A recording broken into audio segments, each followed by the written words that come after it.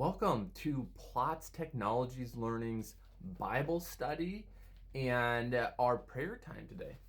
Here is our reading plan, and today we are on number 10, day 10, Ephesians 4, 1 through 16. And here we go. Unity in the body. Therefore, I, a prisoner for serving the Lord, beg you to lead a life worthy of calling, for you have been called by God. Always be humble and gentle. Be patient with each other, making allowance for each other's faults because of your love. Make every effort to keep yourself united in the Spirit, binding yourself together with peace. For there is one body and one Spirit, just as you have been called to one glorious hope for the future. There is one Lord, one faith, one baptism, one God and Father of all, who is over all, and living through all. However, He has given each one of us a special gift. Through the generosity of Christ, that is why the scripture says, when he ascended to the heights, he led a crowd of captives and gave gifts to his people. Notice that if he ascended, this clearly means that Christ also descended to the lowly world. And someone who descends is one who ascended higher than all the heavens, so that he might fill the entire universe with himself. Now, these are the gifts Christ gave to the church, the apostles, the prophets, the evangelicals, and the pastors and teachers. Their responsibility is to equip God's people to do his work and build up the church, the body of Christ. This will continue until we all come to such a unity in our faith and knowledge of God, Son, that we will be mature in the Lord's measure up to fulfill and complete standard of Christ. Then we will no longer be immature like children. We won't be tossed and blown about by every wind of new teaching. We will not be influenced when people try to trick us with lies so clever they sound like truth. Instead, we will speak the truth in love, growing in every way more and more like Christ, who is the head of his body, the church. He makes the whole body fit together perfectly. As each part does its own spiritual work, it helps the other parts grow, so that the whole body is healthy, growing, and full of love. So what does this really mean, I guess, is my question.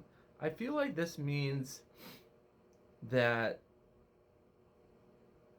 we are to be like Christ, we are not to be swayed, and we really need to be grounded in the Bible to have that, not just understanding, but like, I would say like work of life. Like really taking everything in the Bible, applying it to your life, practicing in real life, and really coming to God as not someone that will be swayed by other people's persuasion, but be rooted in your faith, be rooted in the Word, and live a godly life. Bring people to Jesus, and be encouraging and loving and caring for, our neighbors, for ourselves, for the world, and be a light in this world. dispelling darkness, praying on each other to unroot evil and wickedness and lies and deceit. I think that's what this Bible is talking about. Well, we're going to move into our prayer time. And here we go. Dear Lord, please just guide and protect us today. In every hand and every eye bowed, Lord, we just come to you just so grateful of your glory, of your mercy, of your just transcendence in our lives, Lord.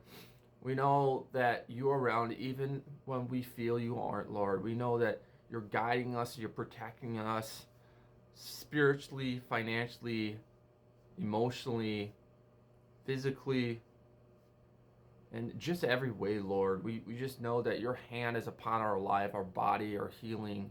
You're healing not just our body, our physical body, but our soul. You're helping us to have a strong foundation and building on the rock of the Bible, of the Word in our lives. And we're just come to you just so grateful and so humble that you have just guided us, gave us discernment and wisdom in very, very tough situations. Maybe that's, getting promotion at work. Maybe that's in our interpersonal relationships with our family, our friends, our loved ones, our romantic interests or our romantic partnerships. Maybe that might be a spouse, a girlfriend, whatever that is, Lord.